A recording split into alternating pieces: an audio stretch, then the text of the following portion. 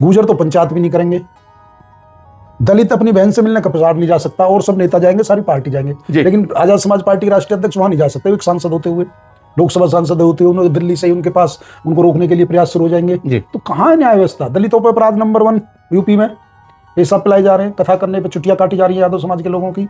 अमृतकाल है ये, बीजेपी का अमृतकाल है, या ये रामराज्य ऐसा जो केवल कुछ ही लोगों की सरकार है, कोई भी भर्ती हो केवल कुछ लोगों के लिए सरकार काम कर रही है। दलित, पिछड़े और मुसलमान कहाँ है सरकार में? उनके लिए कहाँ योजना है? महंगाई कहाँ है? गैस सिलेंडर की कीमतें कहाँ है? स्मार्ट मीटर अनिवार्य कर दिए। गरीब आदमी जो डेली खाता है, डेली कमाता है, वो प्रीपेड मीटर की बिजली कैसे चुकाएगा? सपोज करो उसे 4 दिन काम नहीं मिला, तो वो 4 दिन उसके घर में खाना नहीं बनेगा।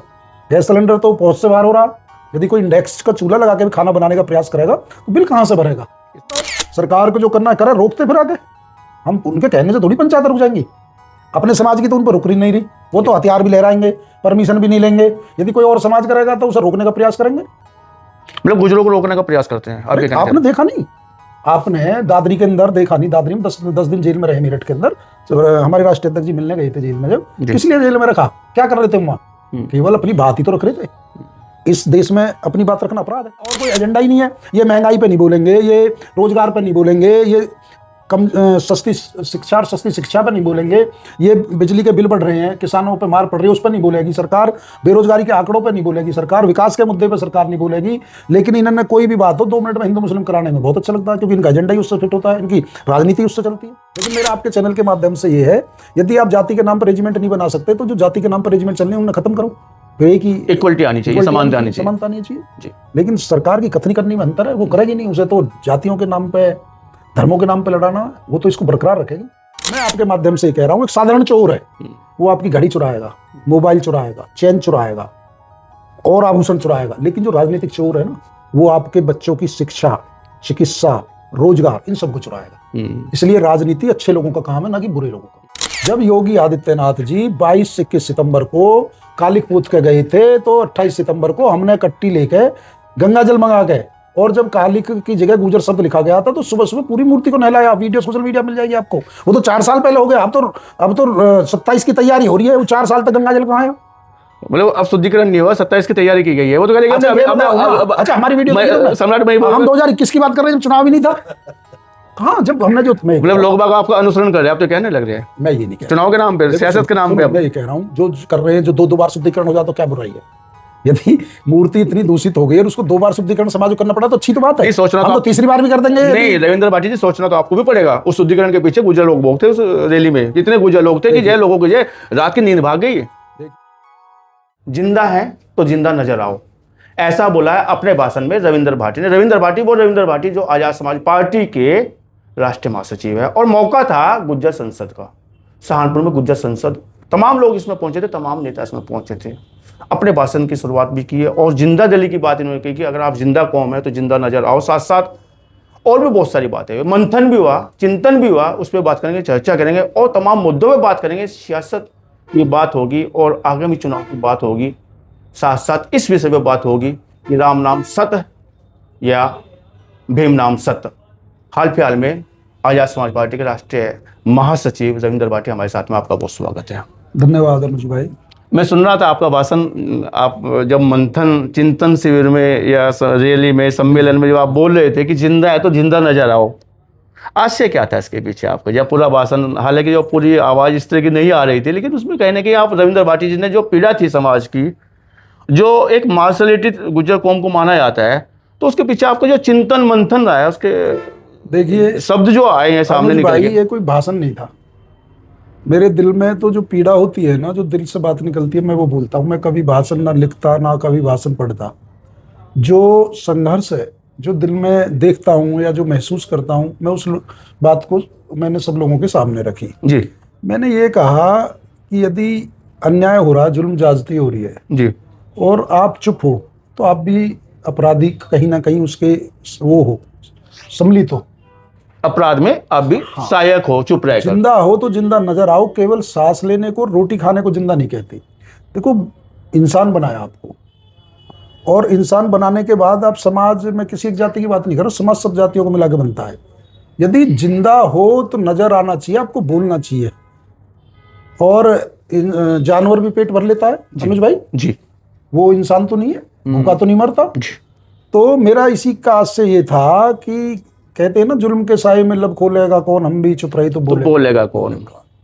तो यही मेरा आशय था, क्योंकि हमको कुछ ना कुछ, यदि हमने जन्म लिया तो कुछ ना कुछ हमें पे बैक सोसाइटी, समाज को भी लौटाना चाहिए। वो किसी भी रूप में लौटा सकते हैं, समाज सेवा के रूप में, राजनीति में आके, या और कोई अपने बच्चों को शिक्षा के लिए कुछ प्रोत्साहन करके, खिलाड़ियों को करके, वो समाज को किसी भी रूप में आप लौटा सकते हैं, लौटाना चाहिए। नहीं तो फिर आप जानवर की तरह ही हो, आप इंसान का हो।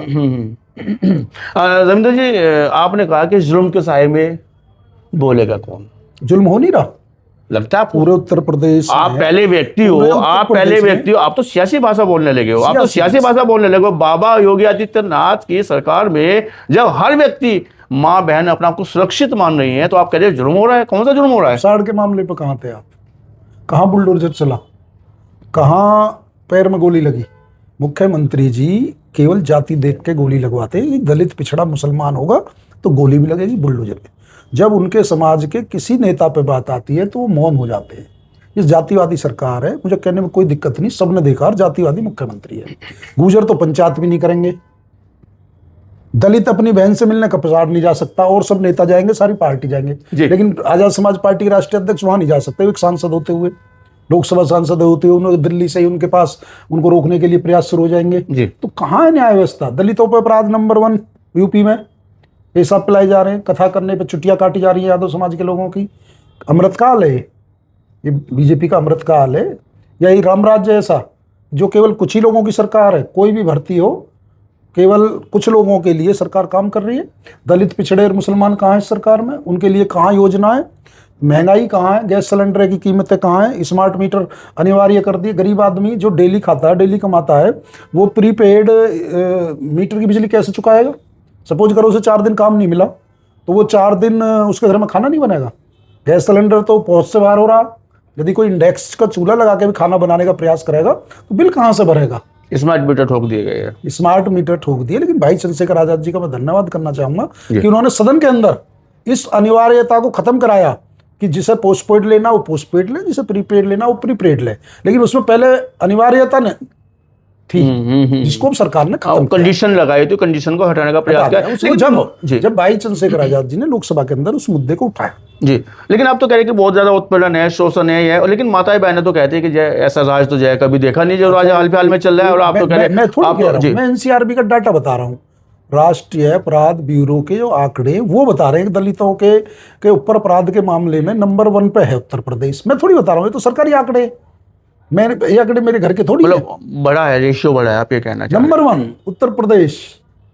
आपने जातिगत की बात की है कि जय अगर किसी की वो होती है, कोई पंचायत होती है तो कोई मना नहीं होता। गुजर वाले को तो दादरी मडोरा में, ये मेरठ में पड़ता है, सकौती के पास, गुजर पंचायत नहीं कर सकते, नहीं आज तो चौपाल नहीं लगा सकते। आज तो आप जो गुजर पंचायत से आ रहे हैं, हम तो करेंगे, हम कौन रोक देगा? संवैधानिक अधिकार है, बाबा साहब ने अधिकार दिए हमें कि कोई कहीं पे भी अपनी बात रख सकता है, पंचायत कर सकता है। सरकार को जो करना है करे, रोकते फिर आगे। हम उनके कहने से थोड़ी पंचायत रुक जाएंगी। अपने समाज की तो उन पर रुक नहीं रही, वो तो हथियार भी लहराएंगे, परमिशन भी नहीं लेंगे। यदि कोई और समाज करेगा तो उसे रोकने का प्रयास करेंगे। मतलब गुजरों को रोकने का प्रयास करते हैं। आपने देखा नहीं? आपने दादरी के अंदर देखा नहीं? दादरी में 10 दिन जेल में रहे, मेरठ के अंदर। हमारे राष्ट्रीय अध्यक्ष जी मिलने गए थे जेल में, जब किस लिए जेल में रखा? क्या कर रहे थे वहां? केवल अपनी बात ही तो रख रहे थे। इस देश में अपनी बात रखना अपराध है। संविधान आर्टिकल 19 हमें इजाजत देता है कि हम देश के किसी भी कोने में जा सकते हैं, अपनी बात रख सकते हैं, अपनी बात रख सकते हैं। अभिव्यक्ति की आजादी है हमें। देश में कहीं भी आदमी कोई पूरे देश में आ जा सकता है। क्या हम पाकिस्तान में हैं? क्या हम अन्य किसी देश में घूम रहे हैं? नहीं, वहां पर पाबंदी लगेगी? पार्टी जी, चंद्रशेखर आजाद तो बोलते हैं कि मैं जातिगत व्यवस्था में विश्वास नहीं रखता हूं। तो यानी कि आप जातिवादी व्यक्ति, आप जातिवादी व्यक्ति मुख्यमंत्री है, इसलिए हम बात कर रहे हैं, इसलिए हम कह रहे हैं कि वो बड़ा आक्षेप लगा रहे हैं आप। अरे वो तो सच्चाई है, कहने में क्या 10 बार कहेंगे? बताओ कहां पर नहीं। उन्होंने दादरी में आके गुजर सम्राट मीर भोज पर काली पोती क्यों पुतवाई? भाई वो गुजरों को इसलिए काली पुतवाई उन्होंने। और अभी सूरजमल यहाँ पर जाट महासभा हुई थी, वहां से जाट शब्द हटवा दिया। किसने हटवाया? किसके इशारे पे हटा? ये मैं थोड़ी कह रहा हूं, ये तो दुनिया देख रही है। मतलब मुख्यमंत्री का सहारनपुर के अंदर जब गुजर गौरव यात्रा निकली थी, आपको अनुज भाई पता नहीं याद है ना, याद है? नहीं, मेरे जब मुझे यात्रा स्वाभिमान निकली यात्रा थी, जी गुजर गौरव यात्रा, हम उसमें थे। जी हमने परमिशन मांगी, हमारे समाज के लोगों ने परमिशन मांगी, परमिशन नहीं दी। उसी गुजर गौरव यात्रा से 10 दिन पहले यहाँ से यात्रा निकली सहारनपुर से हथियार लहराते हुए, कोई परमिशन नहीं थी, आचार संहिता लगी हुई थी यार। उसी समय पे एक अन्य परशुराम जयंती निकली। हम किसी जाति की जयंती के खिलाफ नहीं है, ना हम किसी की यात्रा के खिलाफ है, लेकिन हम ये कह रहे हैं कि एक ही उसको क्यों टारगेट किया जा रहा है? भाई जब किसी को तो बिना परमिशन तुम करा रहे हो, किसी कोई परमिशन मांग रहा है तो उसे परमिशन भी नहीं दे रहे। परमिशन मांगना, अपने महापुरुषों का सम्मान करना, अपने हक अधिकार की बात करना, ये लोकतंत्र है। ये बाबा साहब का संविधान हमें इजाजत देता है। मतलब दलित और पिछड़े के विरोधी सरकार, आप ये कहना? नहीं, मुसलमान भी देखो, जब कावड़ यात्रा थी किस दुकान पर नाम नहीं लिखवाया? अगर नाम लिखो सारे मुसलमान अपनी अपनी दुकानों पे। सुप्रीम कोर्ट ने वो निर्णय को वापस किया। नहीं तो ये कौन सा तरीका है? जब कोई कोरोना की महामारी के अंदर जब किसी को अंतिम समय पे ब्लड की जरूरत होती थी, कोई चेक करता था कि ये ब्लड मुसलमान का है, इसका ब्लड मत लो। लेकिन दुकान पे सामान वाले पे चेक होगा कि किसकी है, मुस्लिम की है, हिंदू की है जी। कहीं बारात में जाते हैं, रेस्टोरेंट में जाना है, कौन चेक करता है रेस्टोरेंट में घुस के कि किस जाति के लोग खाना बना रहे हैं? लेकिन इस सरकार ने हिंदू मुस्लिम के नाम पे, लाउड स्पीकर और उसके नाम पे, कभी कहीं राष्ट्र ये क्या नाम नमाज के नाम पे, कभी अन्य किसी का और कोई इनका उनके पर इधर दिवाली के नाम पे, कभी कब्रिस्तान शमशान के नाम पे, हमेशा बांटने का काम करती है सरकार। इनका और कोई एजेंडा ही नहीं है। ये महंगाई पे नहीं बोलेंगे, ये रोजगार पे नहीं बोलेंगे, ये सस्ती शिक्षा और सस्ती शिक्षा पर नहीं बोलेंगे, ये बिजली के बिल बढ़ रहे हैं, किसानों पे मार पड़ रही है उस पर नहीं बोलेगी सरकार, बेरोजगारी के आंकड़ों पे नहीं बोलेगी सरकार, विकास के मुद्दे पे सरकार नहीं बोलेगी। लेकिन इन्होंने कोई भी बात हो 2 मिनट में हिंदू मुस्लिम कराने में बहुत अच्छा लगता है, क्योंकि इनका एजेंडा ही उससे फिट होता है, इनकी राजनीति उससे चलती है। बोलो, आपने तो प्रण ले लेके प्रदेश के मुखिया, मैं तो सच्चाई कह रहा हूँ, मेरी बात पूरी होने दीजिएगा। प्रदेश के मुखिया जो योगी आदित्यनाथ के खिलाफ बोलना है। आपको नहीं लगता बाबा साहब को जो सम्मान उन्होंने दिया है, क्या लगता था सपने में सोचा आपने कभी कि बाबा साहब को इतना सम्मान दिया जाएगा? उन्होंने बोला कोई जनपद जो है बाबा साहब की प्रतिमा के रहित नहीं होना चाहिए, सब जगह पे जो है प्रतिमा लगनी चाहिए उनके जन्म दिवस पे, और अगर कहीं प्रतिमा है तो उसको छत्र मिलना चाहिए। तो आपको फिर भी ये लग रहा है कि साहब का तो सब सम्मान करते हैं, करना पड़ेगा, क्योंकि यदि वो मुख्यमंत्री बने ना उत्तराखंड तो जाकर वो बाबा साहब के संविधान की वजह से बने, और नहीं तो वो उस मठ में ही रहते, ना मुख्यमंत्री बनते ना कुछ बनता। बाबा साहब का, फिर भी आप कह रहे हैं कि संविधान, बाबा साहब की बात कर रहा हूं मैं, बाबा साहब का संविधान सबको इजाजत देता है। कोई आदमी राजनीतिक दल बना सकता है, कोई भी आम आदमी एमपी एमएलए मुख्यमंत्री बन सकता है, चुनाव लड़ सकता है। ये बाबा साहब की सारी कृपा है, और यदि बाबा साहब की कृपा नहीं होती तो राजा का बेटा राजा बनता, फिर तो दासी और रानी सबका एक समान यदि मूल्य किया तो बाबा साहब ने किया है, सबकी वोट यदि समान किया वो बाबा साहब ने किया, तो बाबा साहब का तो सबका धन्यवाद देना चाहिए। देर आए दुरुस्त रहे, लेट सम्मान कर रहे हैं, सरकार तो बहुत दिनों से चल रही थी। चलिए एक कदम और आगे बढ़ते हैं। अभी सहारनपुर से शायद एक वीडियो आई है, अब देखा होगा आप बचपन में जब से हम देखते हैं और हाल फिलहाल तक भी जब हम किसी की शव यात्रा में जाते हैं तो बोलते हैं, बड़े बुजुर्ग बोलते हैं कि राम नाम सत्य है, और ऐसा माना भी जाता है राम नाम सत्य है। लेकिन एक वीडियो आई है उसमें बोल रहे हैं कि भीम नाम सत्य है। कौन बोल रहे? कहाँ से वीडियो आई, कहाँ की बात कर रहे? मैंने तो देखी नहीं अभी। क्या सही है ये? भीम का नाम सत्य नहीं? वीडियो तो हम दिखा, वीडियो हमारे पास है, दिखा देंगे आपको, दिखानी पड़ेगी। मेरा ये मानना है, जो आप पूछना चाह रहे हो, हम संविधान को मानने वाले लोग हैं जी, और संविधान नहीं जो ये सत्य की बात की गई है, भीम नाम सत्य है। चलिए वीडियो को हम आपको दिखा देंगे, लेकिन क्या लगता है ये इस तरह की बातें समाज में? सुनो, बाबा साहब का संविधान आर्टिकल 26, 25, 26, 27 ये धार्मिक स्वतंत्रता देता है। इस देश में कोई राम को मानता है, कोई रहीम को मानता है, कोई वाहेगुरु को मानता है, कोई बाइबल को मानता है, सबको आज़ादी है। तो ये तो देश का संविधान है और खूबसूरती है, सब अपने अपने धर्मों को माने, जिसको जो सत्य लग रहा है कुछ भी बोले। अरे मैं कुछ कह रहा हूं, मैं कह रहा हूं संविधान ने इजाजत दी है अपने अपने धर्मों को मनाने की, तो इसमें किसी पाबंदी थोड़ी है। मैं तुमसे कहूं जबरदस्ती है बोलो, तुम बोल दोगे? मैं तुम्हारे मुख में अपने सब ठूस कर कहूंगा कि सब बोल दो अनुज जी, तुम थोड़ी बोल दोगे। तो सब लोगों को अपनी आस्था के हिसाब से, हमें संविधान के हिसाब से सब लोगों को इजाजत मिली हुई है, अपने अपने धर्म मनाए हैं, सब जो भाईचारे के साथ रहें। ये देश हिंदू मुस्लिम सिख ईसाई सबका है। भगवान रामचंद्र अगर राम है तो बाबा भीमराव अंबेडकर को भी उनके बराबर रखा गया है। मेरा आपसे ये मानना है, जो आप कह रहे हो, आप किसको मान रहे हैं ये आपका विषय है। मैं किसको मान रहा हूं, आप किसको मान रहे हैं? ऐतराज नहीं होना चाहिए, जिसमें श्रद्धा है। ऐतराज नहीं होना चाहिए। ऐतराज किसी को क्यों होना चाहिए? वो उसकी व्यक्तिगत आस्था है ना, और व्यक्तिगत उसके अभिव्यक्ति की स्वतंत्रता है और धार्मिक स्वतंत्रता भी संविधान समय देता है। हमारे देश में होली मनाने की भी इजाजत है, ईद मनाने की भी इजाजत है। हमारे यहाँ चर्च पे भी प्रोग्राम होते हैं, हमारे सिख समाज के लोग, सिख धर्म वाले गुरुद्वारे जाते हैं, सब अपने अपने धर्म को मनाए। लेकिन मेरा ये मानना है, यदि तुम मेरी विचारधारा पूछना चाहोगे, मेरी नज़र में इंसानियत सबसे बड़ा धर्म है। सारे धर्म जितने भी बने सब इंसानियत के लिए बने, सारे धर्म। और मेरा तो ये मानता हूं किसी के धर्म में जो अच्छी चीज है उसे एक्सेप्ट कर लो, यदि कोई चीज तुम्हें अच्छी नहीं लग रही उसे उनके लिए छोड़ दो। आप अच्छी अच्छी चीजों को किसी भी धर्म में हो उसके अच्छा ही ग्रहण कर लीजिए, बाकी जो चीजें वो जाने ली जाएगी। मेरी व्यक्तिगत जो ये आपकी थ्योरी इस तरह की जाए। चलिए बात करते हैं। आज गुर्जर संसद से आप आए हैं। गुर्जर संसद में तमाम दलीय नेता पहुंचे थे, वहाँ पे भाजपा के भी थे, सपा के भी थे, बसपा के भी थे, आप आजाद समाज पार्टी से तमाम लोग वहाँ पे पहुंचे थे। किस तरह के संदेश निकले हैं वहाँ से? साथ साथ एक बात ये भी है कि गुर्जर रेजिमेंट की स्थापना होनी चाहिए। चंद्रशेखर आजाद ने सदन में बात रखी, आज एकरा ने भी उस बात को दोहराया है। क्या ऐसा मानते हैं कि क्या ये गुर्जर रेजिमेंट की नई शुरुआत की जा रही है? हो सकता है ये? देखिए, ये तो बहुत पुरानी मांग है। नहीं, अब नए युग से युवा नेता जी 1940 में उठाई गई थी पहली बार, जब देश आजाद भी नहीं जी। और चमार रेजिमेंट भी थी पहले जी, और अन्य रेजिमेंट भी थी। लेकिन जब देश आजाद हुआ तो कुछ रेजिमेंटों को खत्म कर दिया गया जी। या तो आपको जातिगत आधार पर कोई रेजिमेंट को नहीं रखना चाहिए जी, और यदि आपको जातिगत आधार पर रेजिमेंट रखनी है तो फिर सब समाज की रखनी चाहिए जी। ये क्या कि जो कुछ रेजिमेंट को आप समाप्त कर दो और कुछ लोगों को क्या हो जाए, कब कोई जाति के आधार पर रेजिमेंट नहीं बनेगी। तो ये वर्षों से चली आ रही मांग है कि गुर्जर रेजिमेंट बननी चाहिए, क्योंकि हमारे समाज में भी बहुत सारे सब लोग ये चाहते हैं कि हम देश की आज़ादी के लिए कुर्बानी दें, देश की लड़ाई लड़े। अपने एक अंदर से बहादुरी की भावना है जी। उसका सम्मान करके जो भी जाति चाहती है कि उनकी रेजिमेंट बने, तो सरकार को दिक्कत क्या है? यह सारी जातियों की रेजिमेंट को बंद कर दे, किसी की होनी नहीं चाहिए, भारतीय सेना होनी चाहिए बस। जैसे मांग उठी है, लगता है कि ये गुर्जर रेजिमेंट की स्थापना हो सकती है, हमारे राष्ट्रीय अध्यक्ष भाई चंद्रशेखर आजाद जी ने भी सदन में वो बात उठाई थी बड़ी नहीं, आज जिक्र हसन ने बोले कि मैं उठाऊंगी उसको। तो वो उनके पास जब बीजेपी के केंद्रीय मंत्री जो भी वो देख रहे थे उस विभाग, वो विभाग उनका लेटर उन्होंने भेजा और चंद्रशेखर भाई जी ने जो हमारे राष्ट्रीय अध्यक्ष मुझे वो लेटर पर्सनली भेजा कि भाटी जी ये सरकार की तरफ से जवाब आया, उसमें ये लिख रहा था कि अब जाति के आधार पर कोई रेजिमेंट नहीं बना सकते जी। लेकिन मेरा आपके चैनल के माध्यम से ये है, यदि आप जाति के नाम पर रेजिमेंट नहीं बना सकते तो जो जाति के नाम पर रेजिमेंट चलने उन्हें खत्म करो, इक्वलिटी आनी चाहिए, समानता आनी चाहिए, समानता आनी चाहिए जी। लेकिन सरकार की कथनी करनी में अंतर है, वो करेगी नहीं। उसे तो जातियों के नाम पे, धर्मों के नाम पे लड़ाना, वो तो इसको बरकरार रखेगी जी। जो मार्शल्स हैं, जो बड़ी जातियां, उनको रखा हुआ है। अच्छा, मेरा ये मानना है सब संविधान में सब जातियां बराबर है। कौन बड़ी कौन छोटी है, कौन तय करेगा ये जाति बड़ी है छोटी है, किस आधार पर? इनके मानक क्या है?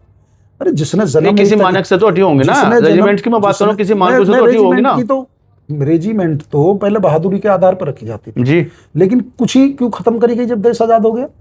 नहीं, कुछ को क्यों रखा गया?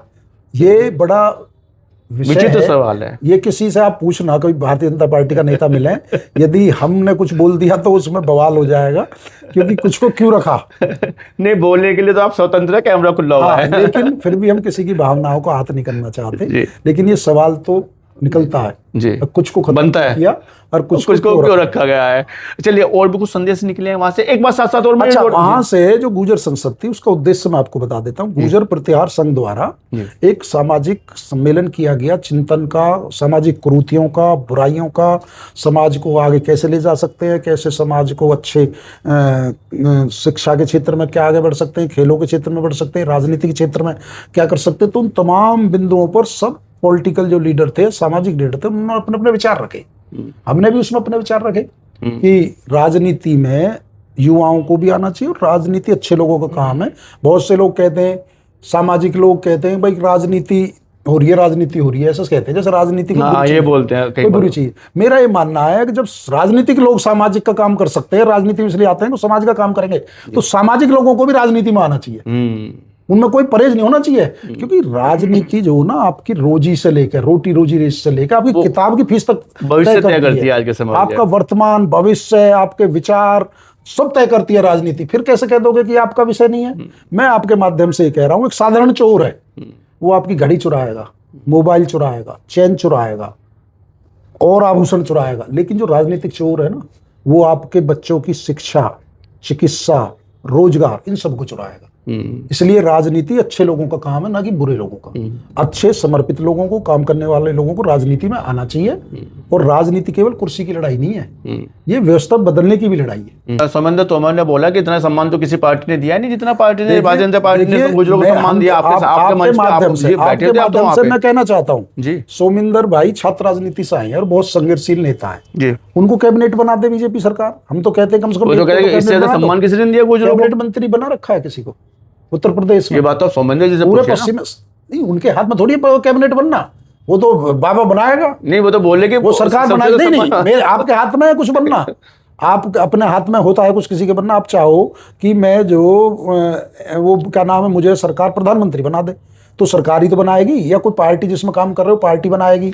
पार्टी की बात हो रही है, उनके मेहनत में है। जो मंत्री जी हैं उसकी कार्यशैली अच्छी है, छात्री राजनीति से आए हैं, मेरे साथ पढ़े हैं।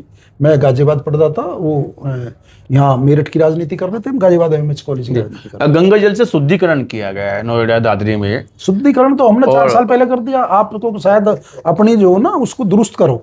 जब योगी आदित्यनाथ जी 22-21 सितंबर को कालिक पूत के गए थे, तो 28 सितंबर को हमने कट्टी लेके गंगा जल मंगा के, और जब कालिक की जगह गुजर शब्द लिखा गया था, तो सुबह सुबह पूरी मूर्ति को नहलाया। वीडियो सोशल मीडिया मिल जाएगी आपको। वो तो 4 साल पहले हो गया। अब तो 27 की तैयारी हो रही है। वो 4 साल तक गंगा जल कहाँ आया? मतलब अब शुद्धिकरण नहीं हुआ, 27 की तैयारी की गई है। वो तो कह अच्छा, हमारी वीडियो सम्राट भाई, हम 2021 की बात कर रहे हैं जब चुनाव ही नहीं था।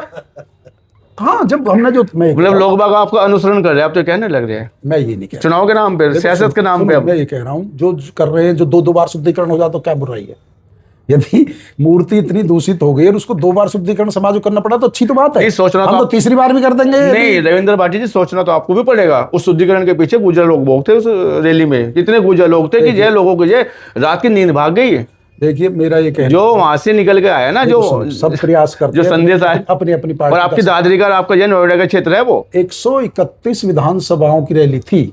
और आप हमारी, मैं किसी की रैली की बुराई नहीं कर रहा, सब मेहनत करते हैं, करनी भी चाहिए जिस पार्टी में। आप हमारी लखीमपुर खीरी की रैली की भीड़ देखी आपने? हमारी तो 131 सीटों की नहीं थी। आपने बाराबंकी की रैली की भीड़ देखी? आपने हरदोई की रैली की भीड़ देखी? आपने तो एक बार नहीं कहा। गुजरों की बात क्यों नहीं कर रहे हो? आपकी भीड़ में गुजर कितने थे? रैली की बात कर रहे हो, हम तो गुजरों की बात कर रहे हैं। आपके मैं कह रहे हैं लोगों की नींद भगा दी गुजरों ने, वहां पे इतने गुजर पहुंचे, आप उसकी बात ही नहीं कर रहे। आप तो चंद्रशेखर जी की रैली, उनके जहां जाते हैं रैली बड़ी होती है, नो डाउट। आपने रैली की बात की नहीं, गुजर संख्या जितनी पहुंची। आप पूछो गुजरों बात, पूछो गुजरों बात। दादरी में जो संख्या बल पहुंचा है गुजरों का, उससे तो नींद भाग गई ना। समाजवादी पार्टी में इतने गुजर कभी इकट्ठे नहीं हुए जितने इस बार हुए हैं। आपको अपनी, और आपका गृह क्षेत्र है वो, आपको चेक करना चाहिए मेरे भाई। पूरे पश्चिम उत्तर प्रदेश की 131 विधानसभा से जितने प्रत्याशी थे, एक सीट के 3 प्रत्याशी, तो 3 प्रत्याशी अपना शक्ति बल प्रदर्शन दिखाने दादरी गए थे। ऐसा है तो कल को आप हम रैली करेंगे, आपको हम इतनी भीड़ दिखा देंगे, क्या बात हुई? तो फिर भी हम किसी की मेहनत को वो नहीं कर रहे, लेकिन वो प्रत्याशियों की भीड़ थी, ना कि आम जनता थी। भाटी जी तो कहते हैं गुज्जर चौपालों की जो आयु भीड़ है वो विचारों की भीड़ थी। विचार अपनी अपनी बात रखते हैं। और आप कह रहे हैं प्रत्याशियों की भीड़ थी। आप कैसे बोलो? आपको तो ये लग रहा है मैंने भाटी जी, आपका हर बयान जो सियासत से जुड़ा बयान आज मेरा। अच्छा, जब हम राष्ट्रीय महासचिव हैं और अब आप पत्रकार हो, आप अपने व्यवसाय से जुड़े हुए, तो हम अपने आपके गृह क्षेत्र में गुजरों का इतना बड़ा मंच सजना। आप अपनी बुद्धि दुरुस्त करो। उससे पहले भाई चंद्रशेखर आजाद के लिए गाजियाबाद में गुजर सम्मेलन हुआ था, और सामाजिक लोग थे उसमें, टिकटार्थी नहीं थे, और सबने अपने पैसे खर्च करके भाई चंद्रशेखर आजाद जी को गाजियाबाद बुला के सम्मानित किया था, गुजर रेजिमेंट की मांग उठाने पे, धन सिंह कोतवाल को भारत रत्न देने में, और गुजर समाज की लड़ाई लड़ने पे, चाहे मीर भोज जी की हो, चाहे पृथ्वीराज चौहान जी की हो, चाहे ग्वालियर वाले गुजरों की हो। उसके लिए समाज पहले उनको सम्मानित कर चुका था। ये तो पार्टी, सब पार्टियां अपने अपने उस पर काम करती हैं, हम किसी की बुराई नहीं कर रहे। अच्छा, हम रैली करते हैं, हमारी रैली, हमारी पार्टियों में कितनी, हमारी में तो जो नई पार्टी है और वो स्थापित पार्टी है, फिर भी हमारी तुलना, हमारी लड़ाई अपने आप से, मेहनत कर रहे हैं। भाटी जी, पंचायती चुनाव और विधानसभा चुनाव को लेकर आपकी पार्टी और आपसे उम्मीदें बहुत हैं लोगों को, आप कम से कम गुजर समाज को। देखिए, क्या खड़े उतर पाएंगे आप? मेरा तो ये मानना है कि हम दलित, पिछड़े और मुसलमान मिलकर इस बार 27 में बड़ी चुनौती पेश करेंगे, और सारी पार्टियों को पेश करेंगे। नहीं, मेरा समाज से मेरा सवाल है, आपके समाज से उम्मीदें बहुत है आपसे। गुजर समाज सबसे ज्यादा आज की डेट में पसंद करता देश में किसी नेता को, तो चंद्रशेखर भाई। जो मुझे लगता है। और भाई ने भी सबसे ज्यादा, यदि आज देश के जितने भी नेता हैं समाज के लिए सबसे ज्यादा लड़ाई लड़ी है तो चंद्रशेखर भाई है, इसमें नो डाउट, वो सारी दुनिया के साथ। चलिए अंतिम सवाल आपकी ओर आ रहा है। जनपद सहारनपुर में दलित और गुर्जर संघर्ष को लेकर जाए, गुर्जर उत्पीड़न की घटनाएं घटित हुई है, देखिए- बढ़ी है, ना तो आप खुद आए, ना आपका कोई बयान आया, और कैसे देखते हैं इसमें? जो आपके एक साथी, बहुत मजबूत साथी, एक दो साथी ने पार्टी भी छोड़ने का काम किया है, देखिए उसमें ना मेरा- तो आपको कोई बयान है, आप राष्ट्रीय महासचिव हैं, देखिए मेरे भाई, आप तमाम पूरे जगह देश- जाते हैं और लड़ाई भी लड़ते हैं, पूरे संघर्ष भी देश- करते हैं आप पूरे गुर्जरों के देश नाम में पे। अनुज भाई, पूरे देश में आए दिन जब जब ये भाईचारा बढ़ता है ना, प्यार बढ़ता है, तो साजिश और षड्यंत्र सब चलते हैं। और जहाँ पता है कि जब भाईचारा बढ़ रहा है तो झगड़े भी कराए जाते हैं, उनको हाईलाइट भी किया जाता है। झगड़े कहाँ नहीं होते। यदि दो लोगों की लड़ाई है तो उस समाज की लड़ाई नहीं बनानी चाहिए। जिसने गलती करी है उसके खिलाफ कानूनी कार्रवाई हो, कानून है, संविधान है, उसे तुम पार्टी से जोड़ो या किसी नेता से जोड़ो, या वो उसने ये उसमें बयान नहीं दिया, उसमें नहीं दिया। नहीं, सदस्य से रोज पूरे देश में झगड़े होते हैं, हजारों झगड़े हमने फैसले कराए हैं जो महत्वपूर्ण मुद्दों पर आपने राष्ट्रीय महासचिव आजाद समाज पार्टी रविंद्र भाटी को सुना और तमाम बातों का जवाब जो है सहजता से दिया, और साथ साथ ये भी कहा है कि 2027 में बड़े संघर्ष का दौर है और निश्चित रूप से जो है इस संघर्ष को पूरा किया जाएगा। साथ साथ और भी तमाम बातें जाति को लेके और तमाम बातें आपने सुनी है, तो आपने बात की चर्चा की, इसके लिए आपका बहुत धन्यवाद, बहुत शुक्रिया। धन्यवाद। धन्यवाद अनुज।